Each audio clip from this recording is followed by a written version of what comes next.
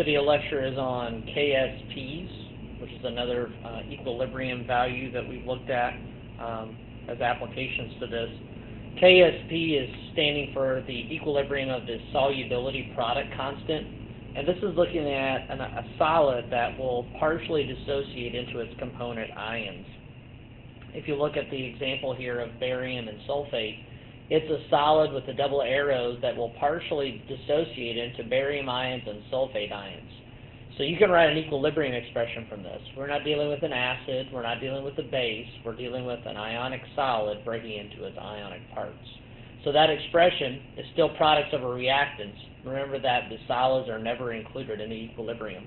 So it becomes barium 2 plus and SO4 2 minus.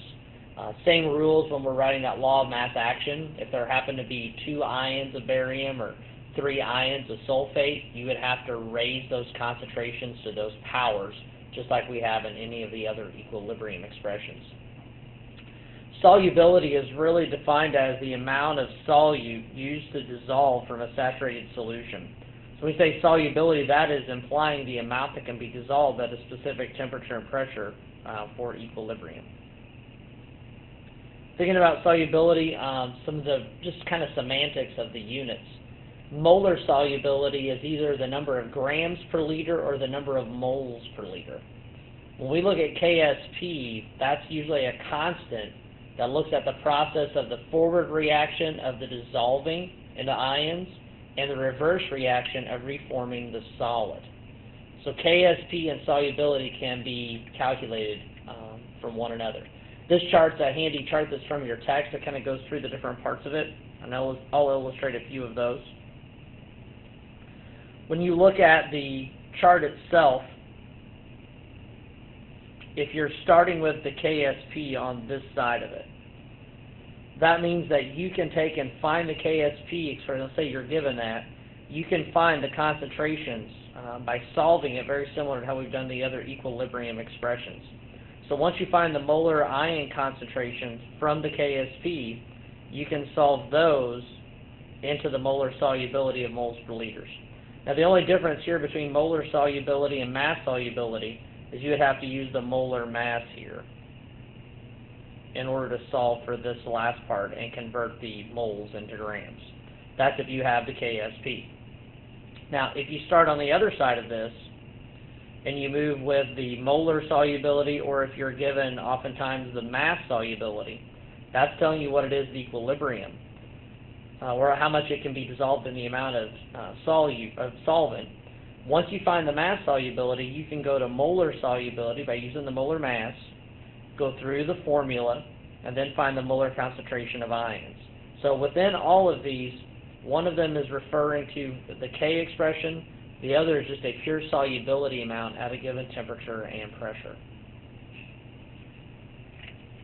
Probably the easiest way to think about this is look at problems that deal with it.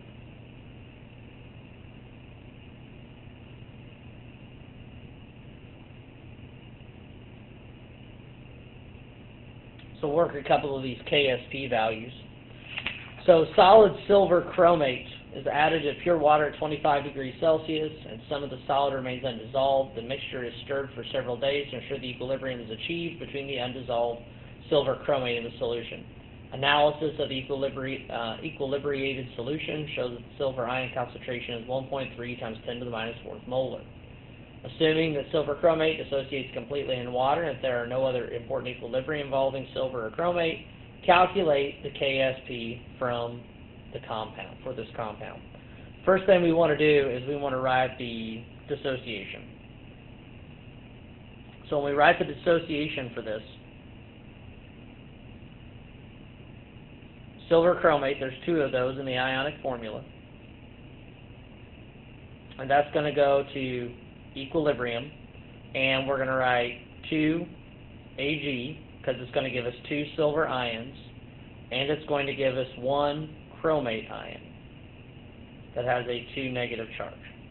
So that's going to be our equilibrium that we're going to look at when in this dissociation. Now the other part of this, to find KSP, we need to be able to find and write the KSP expression.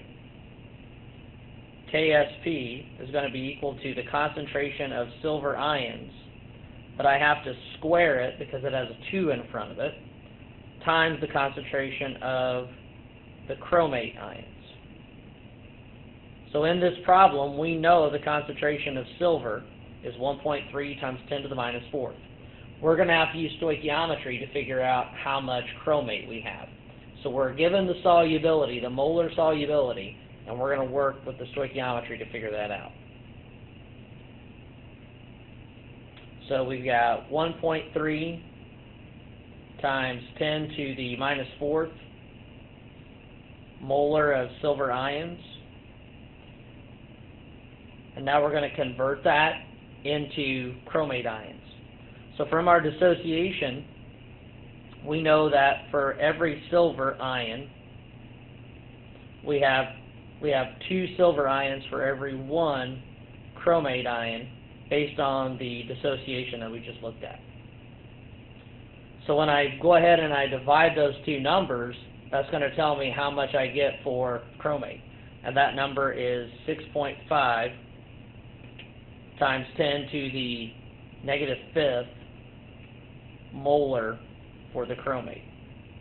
So I'm doing that with stoichiometry. Once I figure that out with the stoichiometry and those cancel, it's a 1-to-2 ratio. Now I can go back to my KSP expression. So we said KSP was equal to the silver ions squared because of the 2 ions in it times the concentration of chromate. Now I found both of those. So the silver concentration was 1.3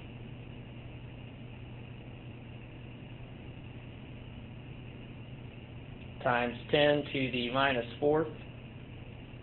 That all has to be squared, times the concentration of the chromate ions, which we just found to be 6.5 times 10 to the minus 5th.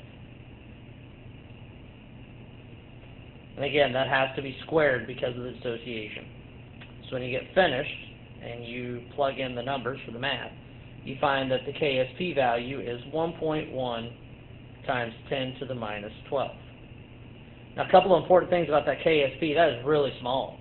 So that means in this equilibrium that this is not a very soluble compound, meaning it doesn't want to dissociate into its ions very readily at all. That most of the equilibrium is lying to the left, and this would rather sit in its solid state. Doesn't mean there aren't any ions present, there's just not very many of them.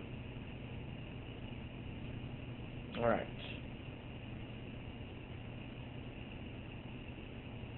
Next, going the opposite way.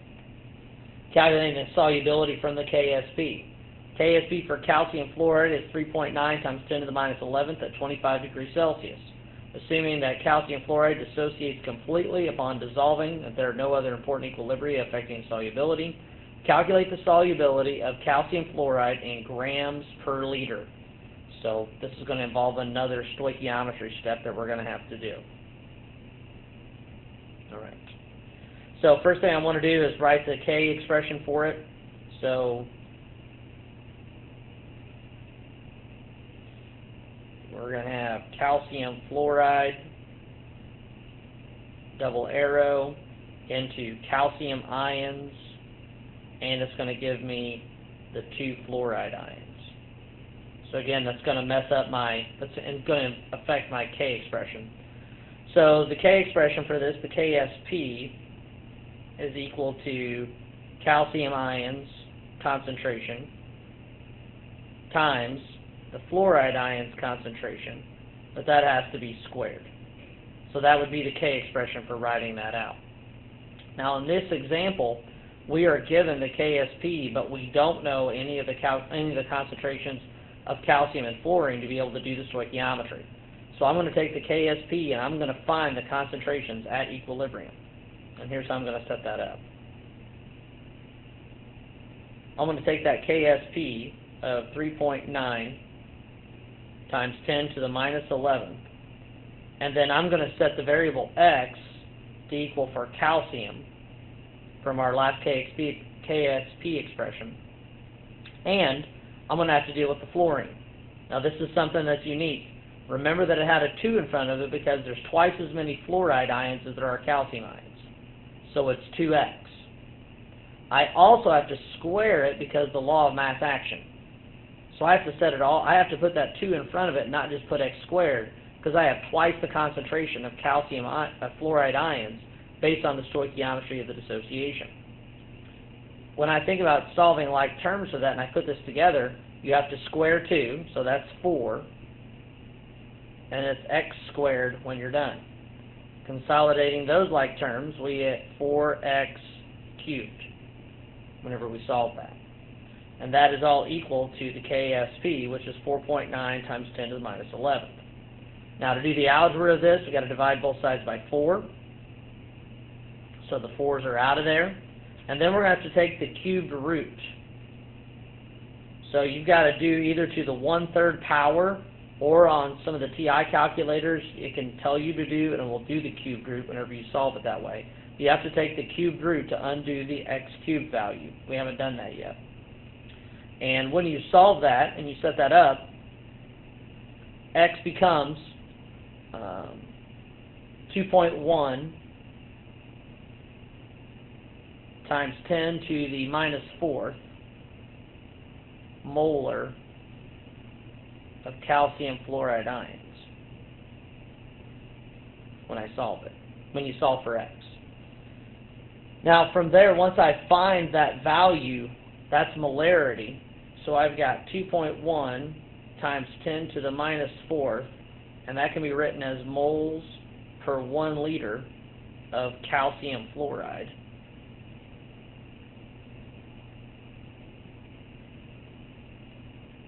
And again, I want to know that molar solubility to know the number of grams per liter of this. So the final thing that I need to do is I need to convert the moles of calcium fluoride into grams.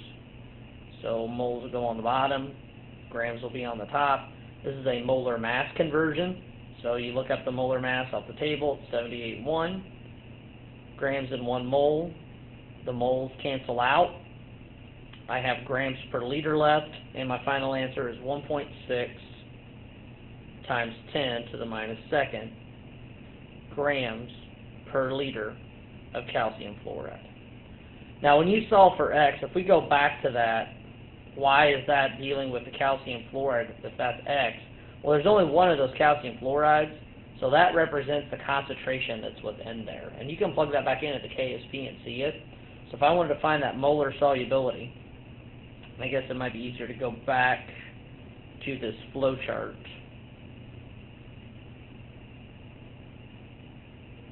We go back to the chart at the beginning that we talked about. We took the KSP, find the molar ion concentrations. From there, that tells us the molar solubility of that compound. Not only the concentration of the ions, but the total molar solubility of that compound going from the molar concentration of ions. And then I just converted from moles to grams.